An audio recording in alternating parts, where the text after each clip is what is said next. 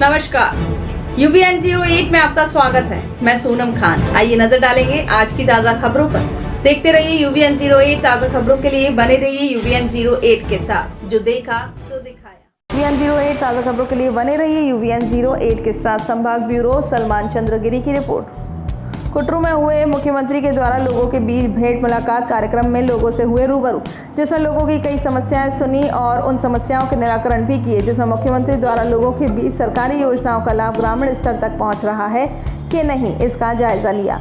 लोगों को ये बताया कि यदि सरकारी योजनाओं का लाभ आप तक नहीं पहुंच रहा है तो मुझे सीधे बताएं, और मुख्यमंत्री द्वारा लोगों को गौधन न्याय योजनाओं के बारे में पूछा एवं गोबर बेचकर लोगों के द्वारा अभी तक कितना धन अर्जित किया गया है उसके बारे में राय ली। साथ ही गौधन न्याय योजना के तहत गोबर बेचा वाला पैसा खाते में आ रहा है कि नहीं, उसका भी जायजा किया।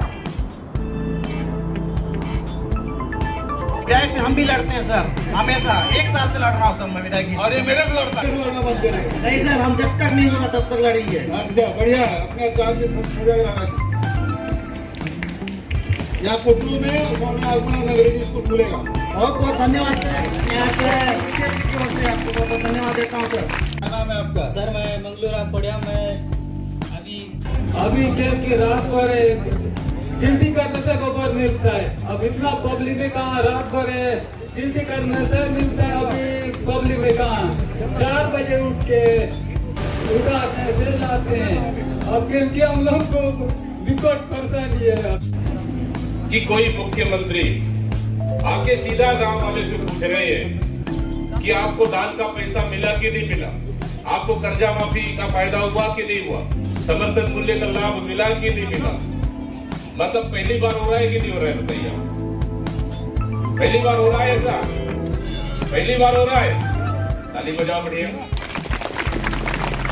मतलब सीएम साहब अगर बैठ के रायपुर में कोई योजना बनाते हैं, उस योजनाओं को बीजापुर के अंतिम गांव अंतिम घर तक पहुंच रहा है कि नहीं पहुंच रहा है, उसका मूल्यांकन कर रहे हैं, उसका जांच कर रहे हैं। जांच कैसे होगा?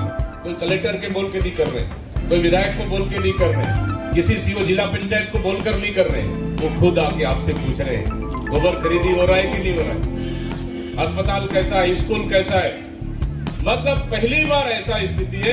अगर ये कोई कर सकता है तो निश्चित रूप से माननीय मुख्यमंत्री भूपेश बघेल ही कर सकते हैं, क्योंकि जनता का दुख दर्द सुख सबको समझने वाले मुख्यमंत्री। आदरणीय साथियों, हमने पहले भी 15 साल का सरकार देखा। 15 साल का सरकार सिर्फ ऊपर हवा में उड़ता था। यहाँ पे विधायक, यहाँ का मंत्री, यहाँ का प्रभारी मंत्री, यहाँ हमारे प्रदेश के मुख्यमंत्री सिर्फ ऊपर उड़ते थे।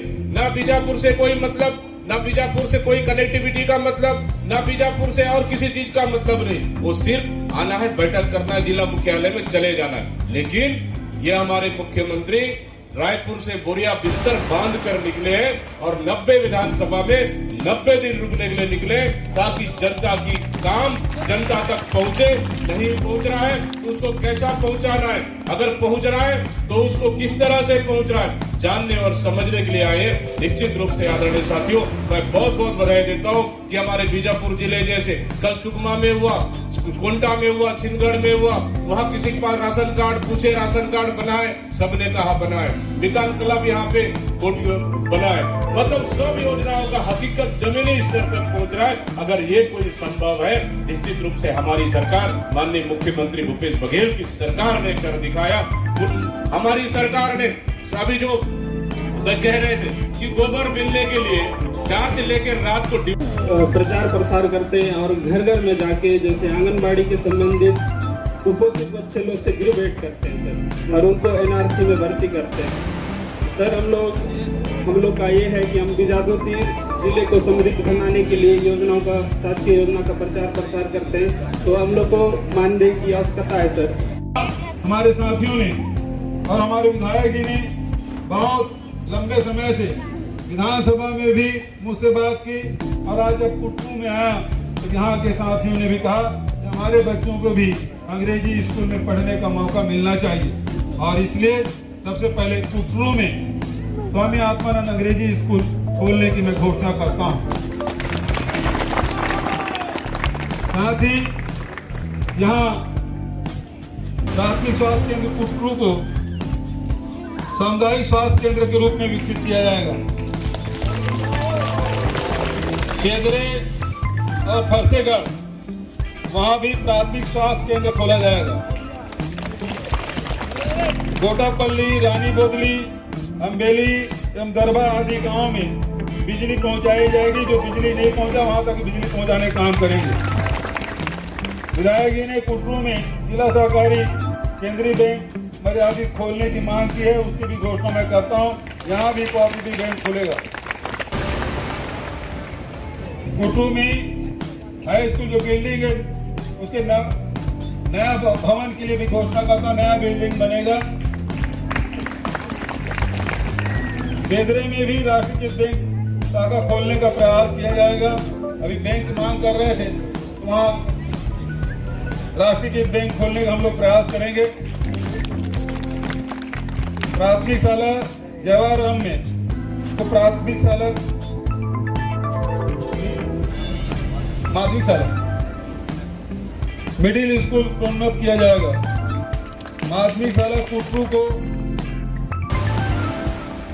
इसी स्वामी आत्मानंद करना। और एक मांग और हमारे विधायक जी ने बड़ी जोर से की थी, यहाँ के बच्चों को पढ़ने के लिए बीजापुर या बैरंगगढ़ जाना पड़ता है, इसलिए शासकीय महाविद्यालय यहाँ खोलने की घोषणा करता हूँ। और फतेहगढ़ मिरतुर में नवीन धान खरीदी केंद्र खोलने की भी घोषणा करता हूँ। अब बच्चे लोग हैं, अब कॉलेज भी खुल जाएगा, स्वामी आत्मानंद अंग्रेजी स्कूल भी रहेगा और यहाँ स्टेडियम नहीं रहेगा, कैसे लगेगा? इसलिए यहाँ भी मिनी स्टेडियम खोलने की घोषणा करता हूँ। आप सबको बहुत बहुत धन्यवाद। आप सबने ध्यान से सुना। बस्तर की संस्कृति, बस्तर के जनजीवन, इसको संरक्षित संवर्धित करने का काम हमारी सरकार कर रही है।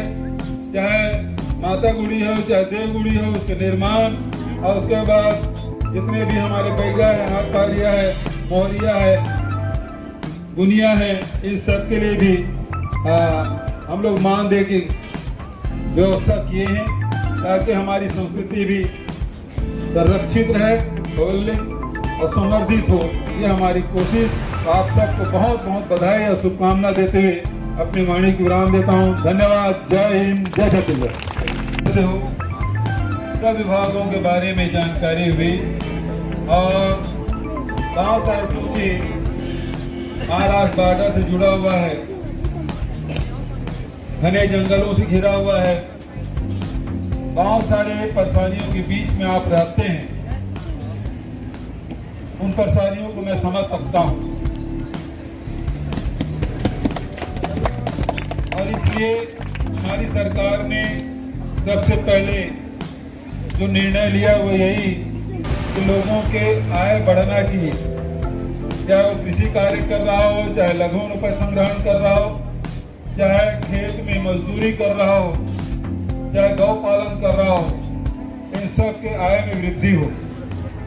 दूसरा जो काम हमने किया, स्वास्थ्य के क्षेत्र में जिला अस्पताल है, पीएससी है, सीएससी है और उसके अलावा भी दूरस्थ अंचलों में 8 बाजार क्लिनिक योजना शुरुआत की, जिसके बारे में आप सबने जानकारी दी। और इसके कारण से बस्तर में मलेरिया मुक्त करने में हमको सफलता मिल रही है। पहले जितना मलेरिया से लोगों की मौत हो जाती थी, जितना लोग पीड़ित होते थे, महीनों तक के बुखार से तड़पते रहते थे, अब उसकी संख्या में भारी कमी आई। एक समय था जब बस्तर में उल्टी दस्त से दर्जनों लोग मौत हो जाती थी, हजारों लोग प्रभावित होते थे। आज वो दिन नहीं रहा। आज उल्टी दस्त से 3-3.5 साल हो गया, एक भी शिकायत पूरे बस्तर अंचल में सुनने को नहीं मिला। मुझे इस बात की भी प्रसन्नता है कि गरीब से गरीब परिवार को भी राशन कार्ड उसके पास है। सब परिवार को 35 किलो चावल मिल रहा है, चना मिल रहा है, शक्कर मिल रहा है, मिट्टी तेल मिल रहा है। जो अस्पताल की चीजें हैं वो सब आप सबको मिल रहा है। पिछली सरकार में हमारे सरकार से ज्यादा राशन कार्ड बना था।